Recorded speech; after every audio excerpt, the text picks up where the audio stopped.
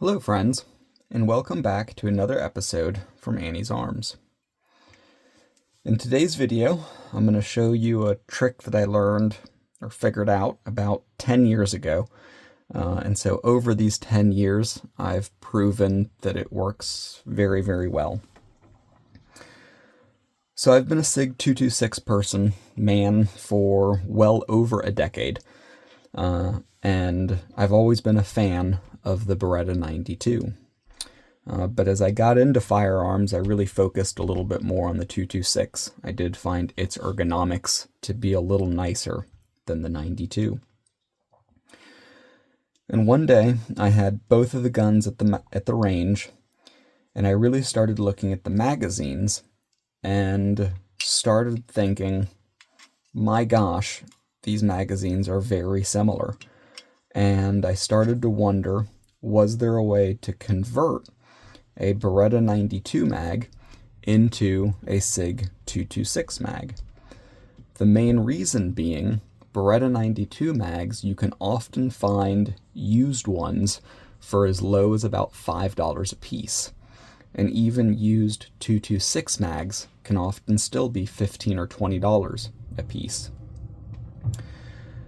And so I found a little pile of cheap, surplus $5 mags, Beretta 92 mags, and I started to experiment. And that is what we have here in front of us. In this mag alone, I do promise, over the course of 10-ish years, I've got well over 1,000 to 2,000 rounds through this magazine, and it has been wonderfully reliable. So to make the conversion, the first thing that you have to do is add the 226 magazine catch. So here in the middle mag, so 226 catch, 226 catch, Beretta catch, Beretta catch. So you've got to mill that slot in there. And the measurement is from the lip of the magazine here to that top surface. And where I ended up doing that cut was at 1.2, call it 1.27, 1.65 to probably 1.75 would get you there. But 1.27 is where we're sitting right here. I did iterate on that a little bit. I found some of my design notes, and my first cut was at 1.224, and then my second one was at 1.234, and then I ended up doing it to 1.27. So I did walk my way into this, so that's also kind of how I know where it needs to work at.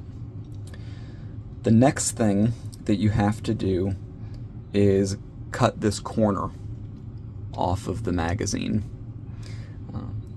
In my first trial, I didn't cut it off. In my second trial, I cut it off a little bit.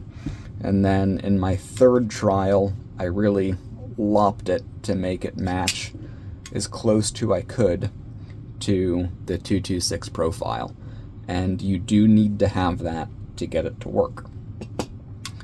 I don't have great measurements on what that needs to be, but what we can do is at least show you where I'm at. So here, kind of to the tip, call that 0.445 to 47, somewhere in there. And then the length, again, 0.4, maybe 4.3 to maybe 4.5, give or take a little bit. And then for the angle,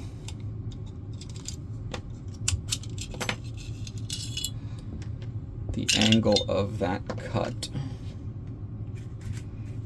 get our protractor.